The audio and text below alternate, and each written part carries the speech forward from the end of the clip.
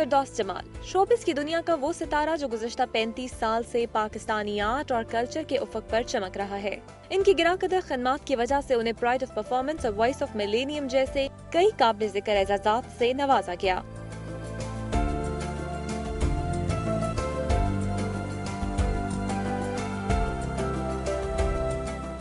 फिरदौस जमाल ने अपने funny career का आगाज रेडियो पाकिस्तान से 1972 में किया। उनकी पीटीवी पर पहली परफॉर्मेंस इस्लामाबाद सेंटर से एक हिंदू को ड्रामे से हुई, लेकिन ड्रामा सीरियल वारिस उनकी शोहरत का बायस बना और उनके करियर में संगे मील की हैसियत रखता है। तुम्हारा फर्ज पूरा हो गया, अब तुम जाओ। उनके मारूफ ड्रामों में दिल की दहलीज पर, मन चले का सौदा, दिल नादा, मट्टी और कांच के पर जैसे बेशुमार ड्रामे शामिल हैं। तुम्हारे ख्यालात आज भी वैसे ही हैं जो 35-40 बरस पहले थे, लेकिन तुम बहुत बदल गए हो। उस सरमायादाराना निजाम के तहफ़्फ़ुज़ की बातें कर रहे हो जिसके खिलाफ तुम खुद कभी नारे लगाया करते थे। यार, बड़े नारे लगाए थे, बड़े नारे लगाए थे। एशिया सुर्ख है, ये सुर्ख है, वो सुर्ख है? क्या हुआ? सारी सुर्खी खत्म हो गई। आजकल फिरदौस जमाल अदाकारी के अलावा बतौर डायरेक्टर और प्रोड्यूसर भी काम कर रहे हैं। आइए मिलते हैं फिरदौस जमाल से।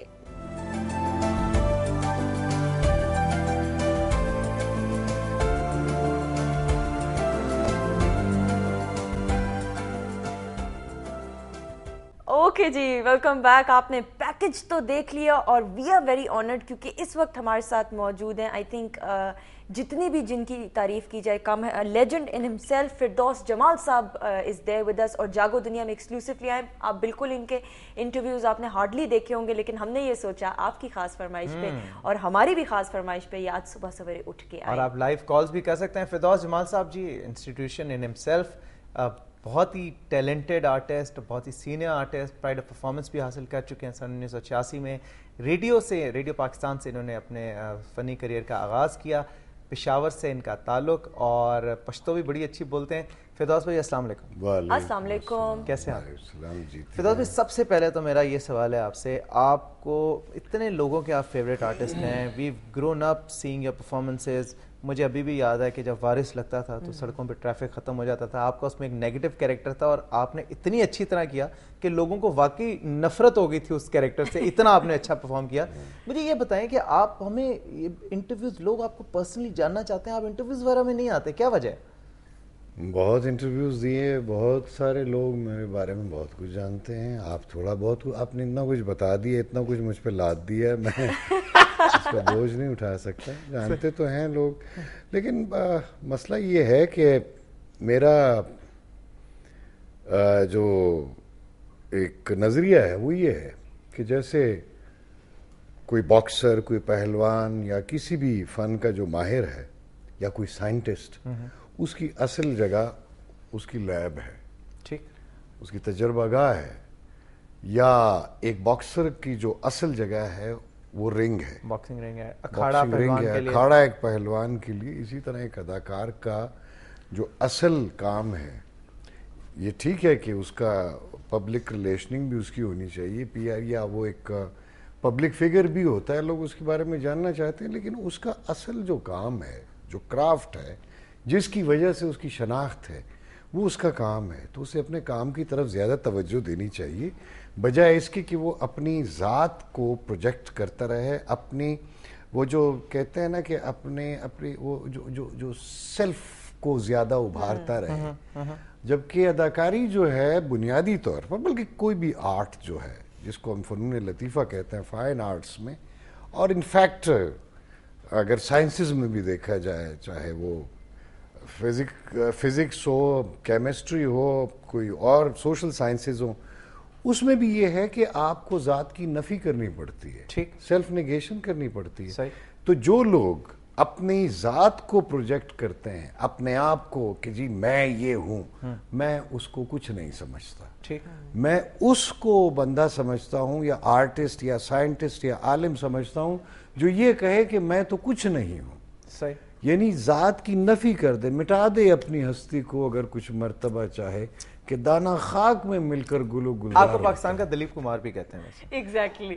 یہ لوگوں کی مہربانی ہے, اللہ کا احسان ہے, ورنہ میں اس کے پاؤں کی خاک کے برابر بھی نہیں ہوں جس کا نام دلیپ کمار ہے. اچھا, اتنے کیریکٹرز آپ نے کیے, خود آپ نے اتنے عرصے میں جتنے بھی رولز کیے, آپ کو کون سا کیریکٹر لگتا ہے کہ آپ سمجھتے ہیں آپ تو پرسنلی فیوریٹ ہے, دل کے بڑا قریب ہو؟ کردار تو بچوں کی طرح ہوتے ہیں, اولاد کی طرح ہوتے ہیں. آپ اس میں اگر دل سے کیے ہوں, یہ تو ایک تو چلتا چلتا کام ہوتا ہے, وہ نہیں, دل سے اگر کیے ہوں تو وہ آپ کے وجود کا, آپ کی روح کا حصہ ہوتے ہیں. اس طرح تو بہت سارے ہیں. برگ آرزو اشفاق صاحب کا میں نے کیا تھا. وارث کو بھی آپ کہہ سکتے ہیں. وارث میں چونکہ ہمیں اللہ کی مہربانی ہوئی اور ہم لوگوں نے ہمیں پہچانا وارث کے ذریعے. انور نام تھا نا؟ جی ہاں, چودھری انور, امجد صاحب کا لکھا ہوا.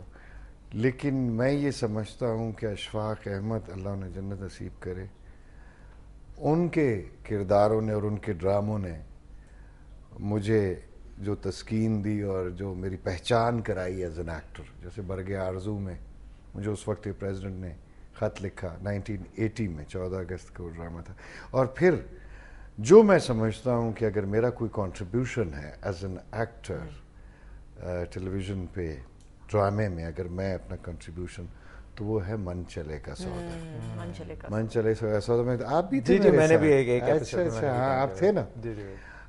فاروق بھی تھا اس میں میرے ساتھ. تو اس میں نے 4 کردار کیے تھے. اور دیکھیں نا, یہ عام زندگی کی کردار کرنا بڑا آسان ہے.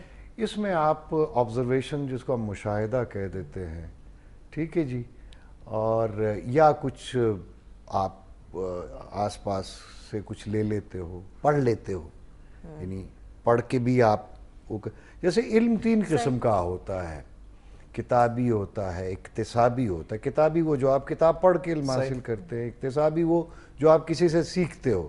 ایک تیسرا علم ہے, اس کو کہتے ہیں لدنی, علم لدنی, جو آپ نہ پڑھ سکتے ہو, نہ کتابوں میں ہوتا ہے, نہ کسی سے سیکھ سکتے ہو, بلکہ وہ اللہ تبارک و تعالیٰ آپ کو ڈائریکٹ عطا کرتا ہے. جو انبیاء کو, اولیاء کو, اور جو اللہ کے بندے, ہم تو خیر گناہ گار بندے ہیں. تو اشفاق صاحب نے وہ کردار جو 4 لکھے تھے اور مجھے کہا تھا کاکا یہ 4 بھی نہیں تھے, ایک بھی ہے تو 4 بھی نہیں. وحدت الوجود پہ تھا وہ. اب وہ میرے لیے ایک ناممکن سی چیز تھی, یعنی چونکہ میری سمجھ سے باہر تھی, نہ میرے مشاہدے میں تھی اور نہ میرے مطالعے میں تھی.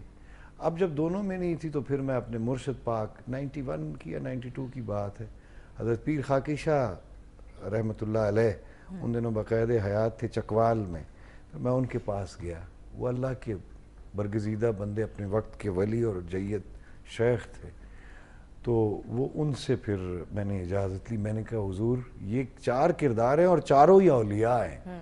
میرے مشاہدے میں تو صرف آپ ہیں, اور جو اس کی جو ایک اسپرچول جو ڈائمنشنز ہیں یہ میری سمجھ میں نہیں آ رہی, یہ میں نہیں کر سکتا. تو آپ بڑی شفیق ہستی, اس وقت بھی 120 سال آپ کی عمر تھی. آپ نے گود میں مجھے میرا سر رکھا, فرمایا بیٹا آپ ہی تو کر سکتے ہو.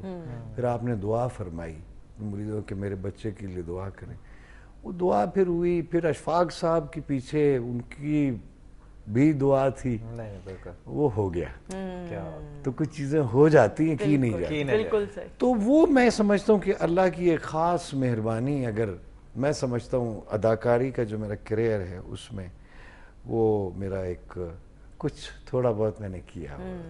یہ میرا کنٹریبیوشن کچھ, میں جس کو میں کلیم تو نہیں کرتا, لیکن اللہ نے مجھے توفیق دی کہ میں نے یہ کیا.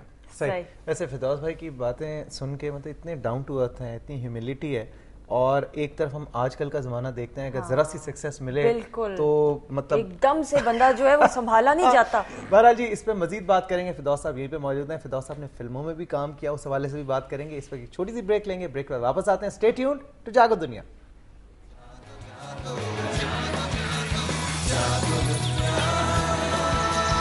जागो जागो